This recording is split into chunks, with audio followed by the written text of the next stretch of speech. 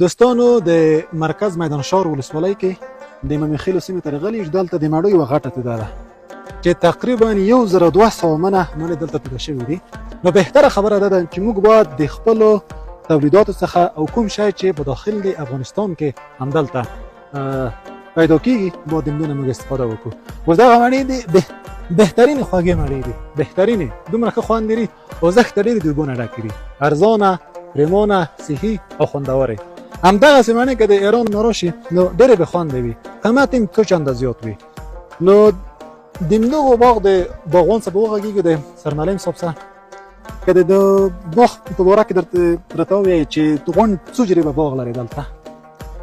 زه یو نیم جریب باغ لرم او یو څه حصه مڼې دلته پرتې دي د 15-14 خروارو په اندازه، او د هغه باغ مې لاندې اچولي دي 12-15 خروارو پورې هلته پرتې دي.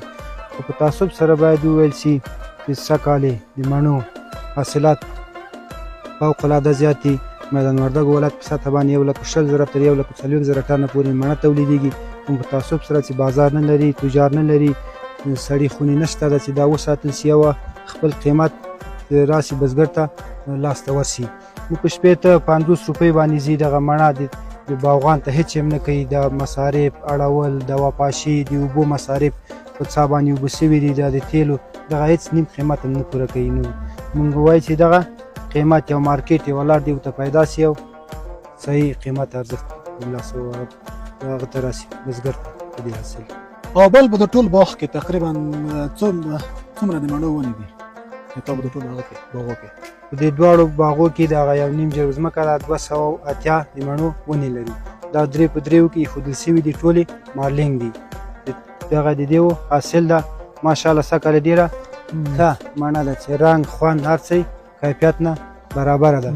نو قیمت نه لري، 50-60 روپۍ باندې دا ارزښت لري.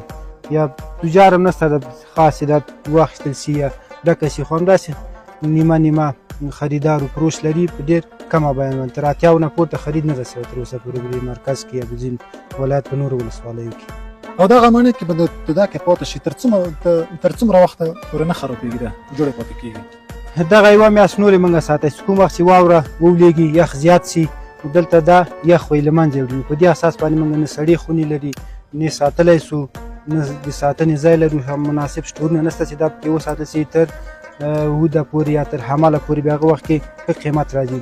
نو همدغه مڼې د موږ ځي، همدغه حاصلات ځي بل هېواد ته، هلته په سړو خونو کې ساتل کېږي او بېرته په موږ ته خرڅوي په جګ لوړ قیمت باندې.